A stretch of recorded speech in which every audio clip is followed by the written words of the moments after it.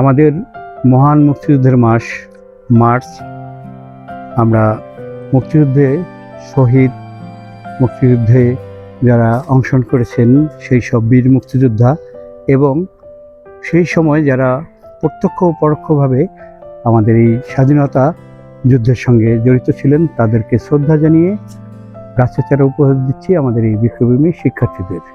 আজকে গাছের চারাগুলো উপহার দিয়েছি আয়ারল্যান্ড প্রবাসী অধ্যাপক জাকিয়া রহমানের সৌজন্যে। তিনি একজন বরেণ্য বৃক্ষপ্রেমী ও লেখক।